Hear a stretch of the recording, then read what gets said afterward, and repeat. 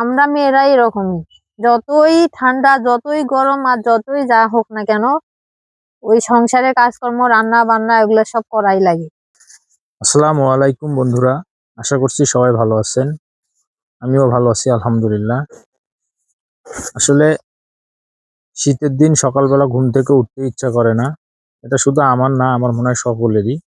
তারপরেও সকাল সকাল উঠতে হয়। সকালে উঠার পর শীতের দিন তো চা একটু বেশি ভালো লাগে। কি বলবো, শিল্পীকে খুঁজতেছি প্রায় আধা ঘন্টা হয়ে গেল, বাড়ির আশপাশে কোথাও নাই, ওকে খুঁজে পাচ্ছি না। তা আমার বড় ছেলেটা বলতেছে আম্মু ওদিকে গেছে গাবলা একটা নিয়ে।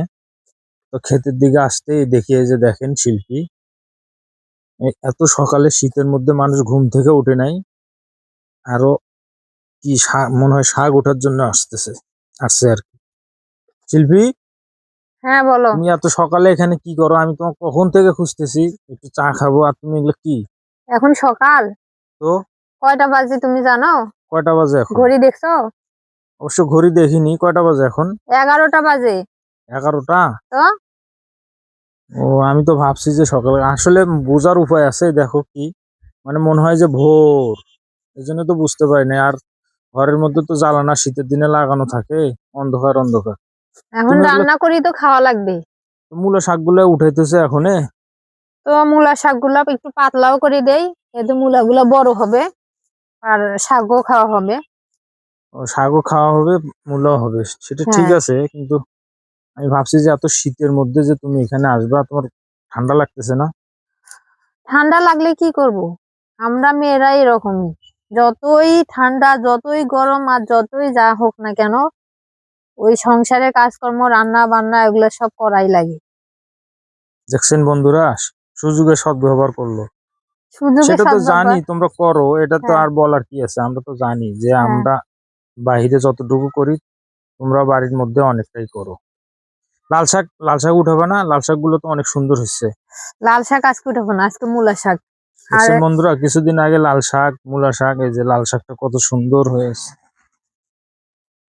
একটু পানি দেওয়া হয়েছে তো ওই জন্য গাছের উপরে ময়লা। মরিচ গাছগুলো নষ্ট করি না, পারায় না, ছোট ছোট মরিচ গাছ, এগুলো কারেন্ট মরিচ লাগাইছিলাম, ছোট আর ছোট। তুমি আলুর জমিতে পানি দাও না কেন? আলু জমিতে পানি দেওয়া লাগবে না, এগুলো সেই আলু না। ওগুলো পানি দেওয়া লাগবে না? না, এটা শুধু লাস্ট একবার পানি দিব। পানি ছাড়াই হবে? পানি দিলে হবে কি, গাছ বেশি হবে। মানে এই আলুটা এমন একটা আলু, মানে শিল আলু, এটাতে গাছ বেশি হলে দেখবা হুম। যে খুব সুন্দর, কিন্তু আলু উঠার পরে আলু বেশি ফলন হবে না।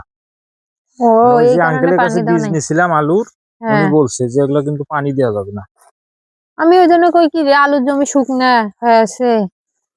ওই আঙ্কেলটা বলছে এগুলা পানি দিলে গাছের স্পিড বাড়ে, বুঝছো? ও, এই কারণে তুমি পানি দাও নাই। না, এটা জাস্ট বাঁধবো আর কি। আমার বন্ধুরা এই যে আরো দেখেন আলু। সকালবেলা এসে মানে আলুর জমি দেখে মনটা খারাপ হয়ে গেল, তোমার উপর রাগ উঠে গেল যে পানি দাও না কেন। না, পানি তো এগুলা দিছে, ওটা দিতে পারতাম না, এই জন্য পানি দেয়নি। হয়েছে তো, অনেক শাক উঠেছে, মূলা শাক হবে না আজকে যা হয়েছে। আবার ওইদিকে একটু পালং শাকও নিবে মনে হয়। হয়, আজকে যা হয়েছে হয়েছে। আচ্ছা, ওই মিষ্টি কুমড়া গাছগুলো বাড়তেছে না কেন? তোমাকে আমি দেখাই মিষ্টি কুমড়া গাছগুলা কেমন হয়ে আছে। দেখছি আমি। তুমি তো কি যে দেখো, আমি বলছি না। আসো, দেখাই তোমাকে। দেখি তুমি কি দেখছো মিষ্টি কুমড়া, তোমার একটা অভিজ্ঞতা নেওয়া হোক। হ্যাঁ, আমি তো খেয়াল করবো এগুলা। এই দেখো তো, এই গাছটা এতটুকু, আর এই গাছটা দেখো কত বড়। একের সাথে লাগাইছো না দুইটা গাছ? একসঙ্গে লাগানো, এটা কারণ হচ্ছে এই যে কি, এটা কতটুকু, এর তার কারণ মানে। হচ্ছে কিছু কিছু গাছ গাড়ার পরে সারটা নিতে পারে না, যেটা আগে ওই সময়ে সার নিতে পারে, মানে গাড়ার পরের দিন থেকেই সেই গাছটা দ্রুত পারে। আর যেটা পারে না, ওটাকে আবার অন্য অন্য ওষুধ দিতে হয়। যেমন ওই যে এমপিকেস একটা স্প্রে দিছি, ওটা দেওয়ার পরে এখন কিন্তু, কয়েকদিন আগে তো আরো খারাপ ছিল এই যে না। এই গাছটা কি সুন্দর হয়েছে। সবগুলো হয়ে যাবে 1 সপ্তাহ পর, দেখবে সব অনেক সুন্দর হয়ে যাবে। এটা এগুলো তো সুন্দর পুরুষ, হয়েছে। ওগুলো আবার আরো ভালো আছে।